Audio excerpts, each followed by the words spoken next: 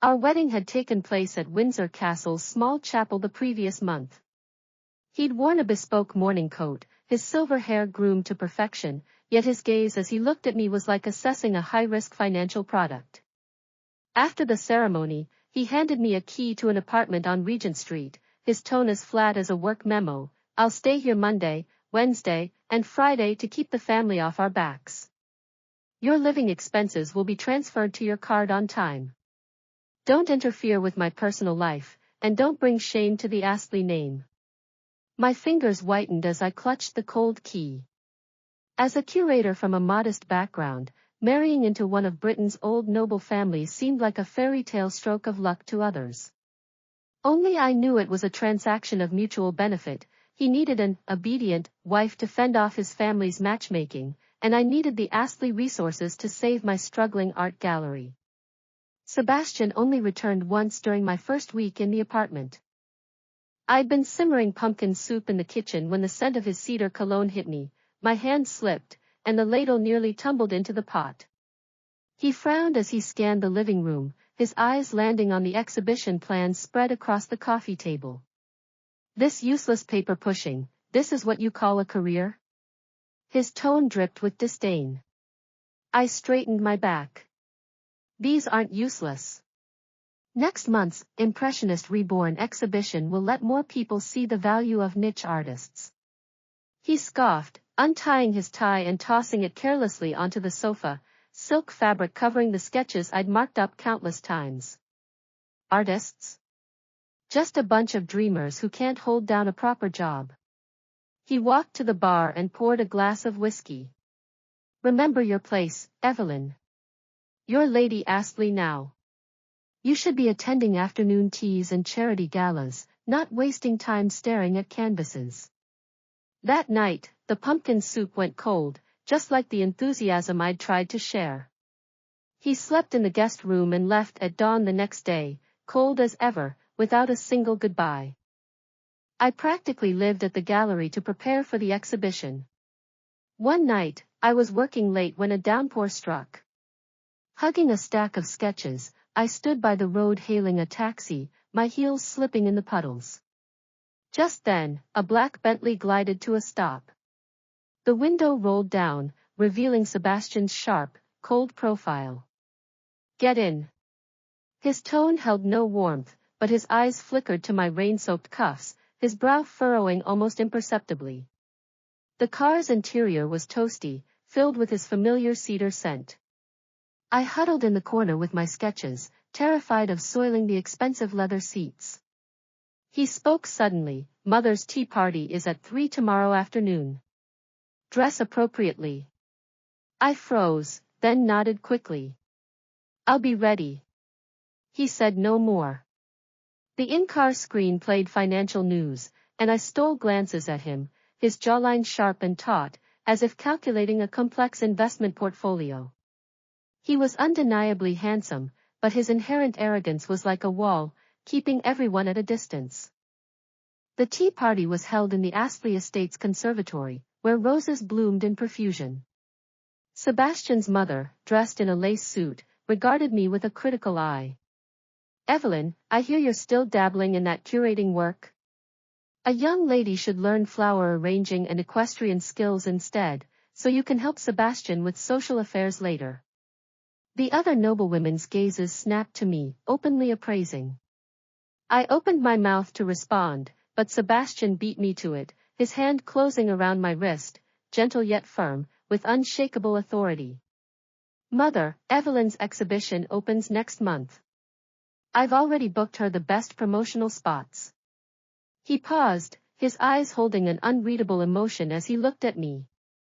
"My wife has a career of her own, and that's something to be proud of." My heart skipped a beat. Warmth seeped through his palms, so different from his usual coldness. In the car after the tea party, he asked, "Do you need help with the exhibition? The Astley media resources are at your disposal." I declined instinctively. "No, thank you, I can handle it myself." I feared this was just a ploy to protect the family's reputation, like how he'd politely pull out my chair in front of the staff, only to revert to coldness the moment we were alone. He didn't press. Instead, he pulled an umbrella from the glove compartment. "It's been raining a lot. Take this." It was a black long-handled umbrella, its handle carved with the family's intricate crest. As the exhibition's opening neared, my art consultant cancelled at the last minute. I was frazzled when Elias Thorne appeared at the gallery door. A renowned London art critic with blonde hair and blue eyes, his smile was like afternoon sunlight. "Evelyn, I heard you're in a bind." Elias had been my senior at university and always looked out for me. With his help, the obstacles melted away. We often worked late into the night. He'd bring me warm crepes and listen intently as I talked about niche artists, his eyes full of admiration. "You have a gift for seeing beauty others miss, Evelyn." That evening, Sebastian came home unexpectedly. He pushed open the door just as Elias was tucking a strand of wind-tousled hair behind my ear. The air turned rigid. Sebastian's face darkened like a London storm, and he slammed his briefcase down on the hallway cabinet. "And who might this be?" His voice was icy. "This is Elias, my art consultant," I hurried to explain. "Elias, this is my husband, Sebastian." Elias offered a graceful hand. "Mr. Astley, an honor. Evelyn is an extraordinary curator. I'm fortunate to collaborate with her." Sebastian didn't take his hand, looking down at him with disdain. "My wife's work doesn't require meddling from outsiders." He stepped beside me, his arm looping around my waist with a grip tight enough to make me wince. "It's getting late, Mr. Thorne. I'll see you out." After Elias left, I pulled away from him. "What was that?" "Elias is here to help me." "Help you?" He laughed bitterly, pouring a drink at the bar. "A man and a woman alone together until midnight, this is your work?" I trembled with anger. "Sebastian, who do you think you are? We're just partners in this marriage. You have no right to dictate my social life." He slammed his glass on the counter, whiskey splashing over the edge. "Partners? Don't forget your Lady Astley." His eyes were sharp as a blade. "Starting tomorrow, my assistant will handle the exhibition with you. No more contact with this Thorne." As I stared at his furious face, an odd flutter stirred in my chest. Was he jealous? Or just embarrassed that I'd disgraced the Astleys? Before I could figure it out, he'd turned and walked into the master bedroom, the first time he hadn't chosen the guest room. The next morning, I found Sebastian in the kitchen, still in his pajamas. He was wearing the bear-patterned apron I'd bought the day before, clumsily frying eggs that had burned around the edges.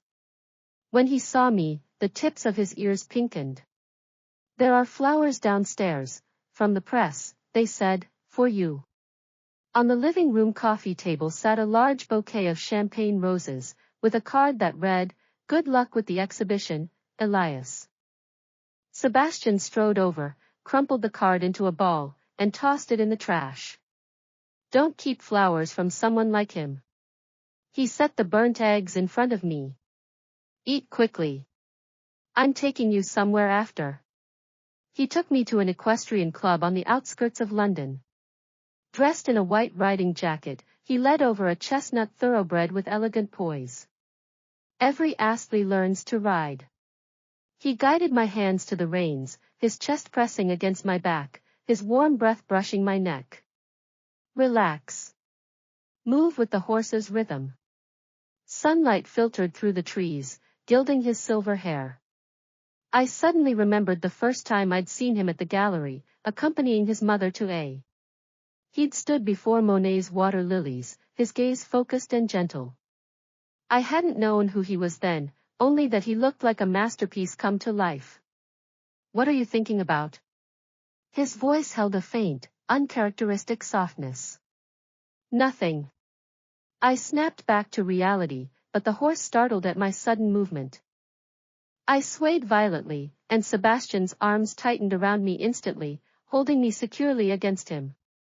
Our eyes met, his dark and deep, I could even see the sunlight dusting his eyelashes. His face inched closer, our lips were almost touching when his phone rang. It was his assistant, saying there was an urgent work matter. He released me, his tone returning to its usual composure. I need to get back to the office. I'll be home for dinner tonight, with you. That evening, he not only returned but brought my favorite strawberry shortcake. As we sat at the dining table, he suddenly asked, "What style do you want for the exhibition's promotion?"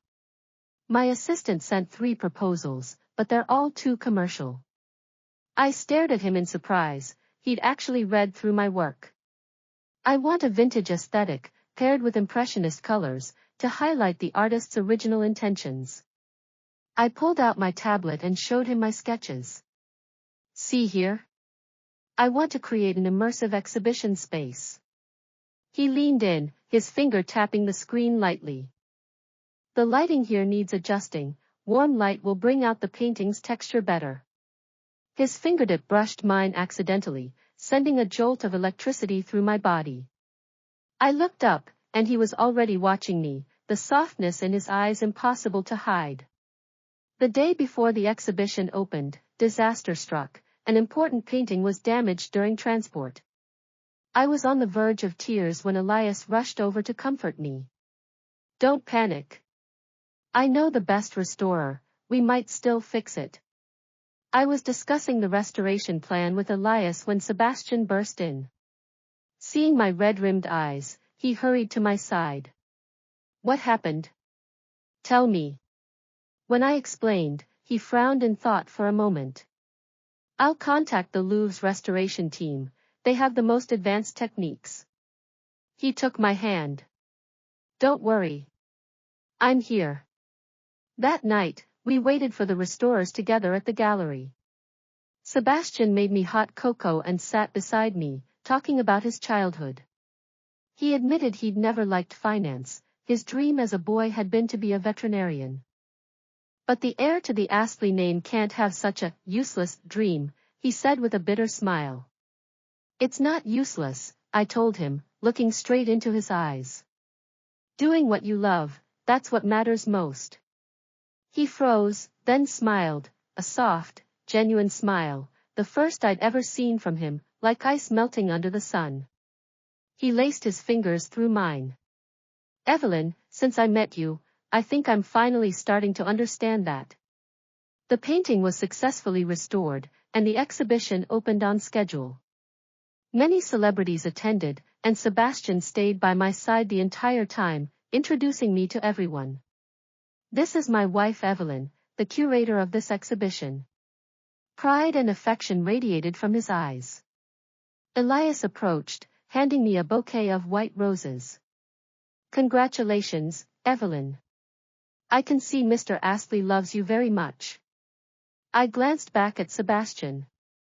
He was talking to an art critic but kept glancing in my direction. When he noticed my gaze, he immediately walked over and pulled me into his arms. Tired? Do you want to take a break?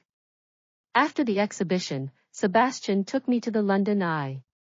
When we reached the top, he suddenly dropped to one knee, pulling out a velvet box. Evelyn, I was an idiot before, treating our marriage like a business deal. But now I know, you're not just my contractual wife. You're the person I want to spend the rest of my life with. I've had this ring ready for a while, will you marry me, properly, this time? Inside the box was a delicate diamond ring, not overly large, but exquisitely crafted. As I looked at his nervous face, tears streamed down my cheeks. I held out my hand, my voice breaking. Yes. I will. He slipped the ring onto my finger, stood up, and pulled me into a tight embrace. London's night glittered beneath us as his lips pressed against my forehead, gentle and devout. Later, people would ask what turned our contractual marriage into real love. I'd tell them it was his journey from contempt to admiration, my refusal to back down paired with patience, the moments he held an umbrella for me in London's rain, and the nights he stayed with me at the gallery, waiting. Sebastian eventually told his family he wanted to study veterinary medicine. His mother was furious, threatening to cut him off, but he held my hand and said, "Evelyn supports my dreams. I owe it to her to support hers too." We still live in that Regent Street apartment. He brings me dinner when I work late, accompanies me to obscure art shows, and meets me after work with that crested umbrella on rainy days. London's rain is still damp, but my heart is always warm. Because I know the once cold and arrogant man has placed me firmly in his heart, and he'll never let go. One weekend morning, I was making breakfast in the kitchen when Sebastian hugged me from behind, resting his chin on my shoulder. "Evelyn, let's go on our honeymoon. Provence, you've always wanted to see the lavender fields, haven't you?" I turned in his arms, smiling. "Yes. I'd love that." Sunlight streamed through the window, catching the glint of the ring on our clasped hands. I realized then that the best love isn't love at first sight, it's choosing each other through twists and turns, seeing each other's worth at last, and being right there, waiting, when the other finally comes around.